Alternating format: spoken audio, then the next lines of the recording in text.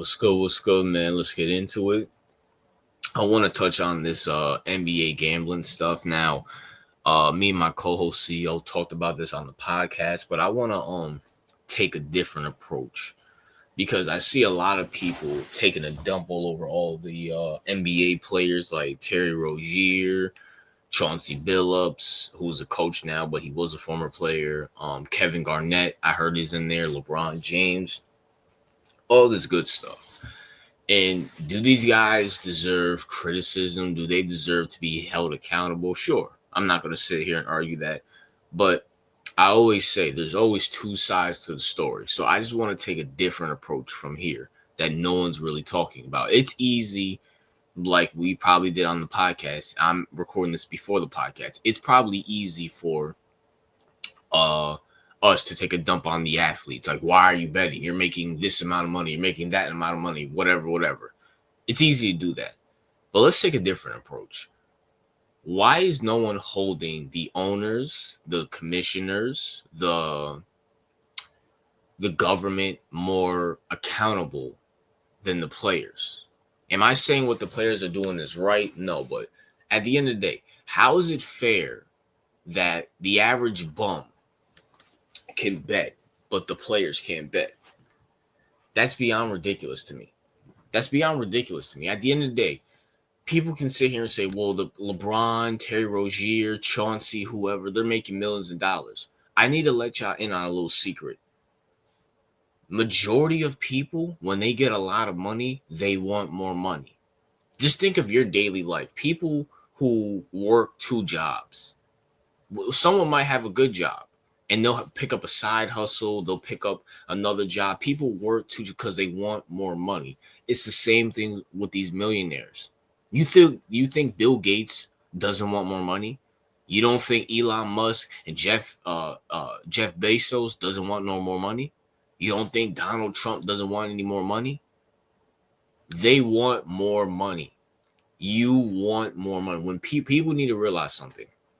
In America, there's no morals. It's always chase the bag. Even these rappers, you hear in these songs, chase the bag. Rappers make millions of dollars. They want more money. I said it like to say, it doesn't shock me that the players are betting on themselves because you promote it throughout your whole sport. All these players see DraftKings, FanDuel, bet on this, bet on that. Of course they're going to start betting. But the question is, you know what this is like?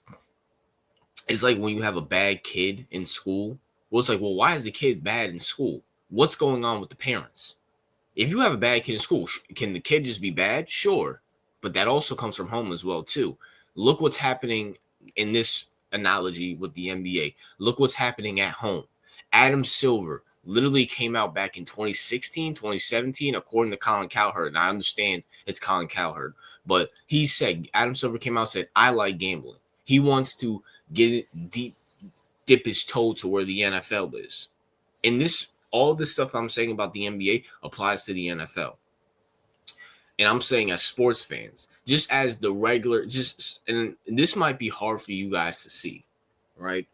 Because you'll look at a LeBron. Let's take LeBron out because LeBron's an anomaly. You'll look at a Terry Rozier and a Chauncey Billups and be like, well, these guys are making millions. They're making more. They're making more than what I'll ever make, which is true. But people don't realize a lot of these NBA players get taxed. They have baby mamas. They have families. They have everyday struggles that like we do. Now, granted, they can deal with it better than us, and they have a way easier job than what we do because they're playing basketball, get to travel all over the world and stuff like that. I get that. But when they retire, the NBA is not paying them. And I said that to say this is like, you have to think of it from how can I put it? Do the players, do Chauncey and Terry Rozier deserve criticism? Yes. But I can understand why they did it. They want more money. See, is there a difference between me, you, whoever's watching this video, and Chauncey Billups and Terry Rozier? Yes. But we're more closer to Chauncey Billups and Terry Rozier than they are to Adam Silver. then to James Dolan, then to Mark Cuban before he sold the Mavericks, to Jeannie Buss and the Lakers. Even though I think they just so I don't know that many owners in the NBA that much. Yeah, I really don't. But you understand what I'm trying to say. These guys are in the billions.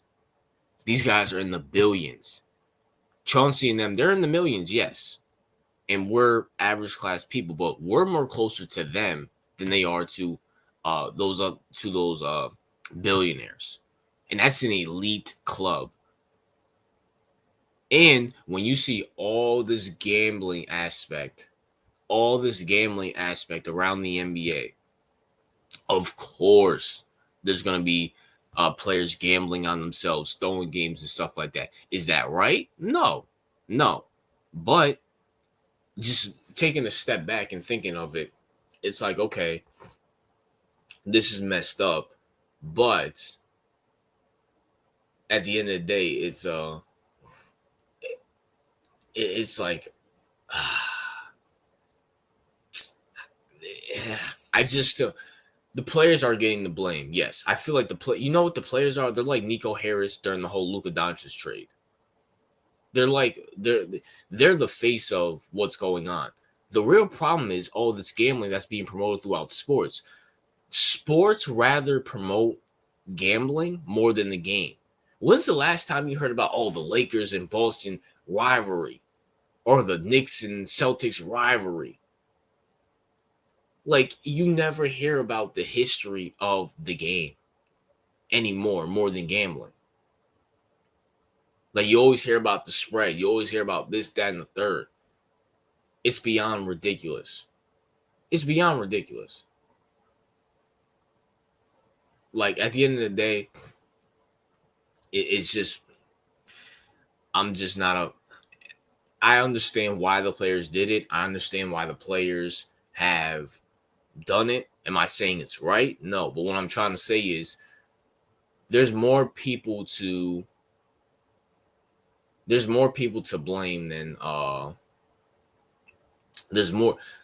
The players are the least amount of the concern. The players wouldn't be doing it if the owners didn't green light gambling. If the government didn't green light gambling. So, it is what it is. I just want to bring up a different perspective than what I'm probably going to say on the pod. That's it. That's all. What's your thoughts on the whole NBA gambling scandal? RJ out.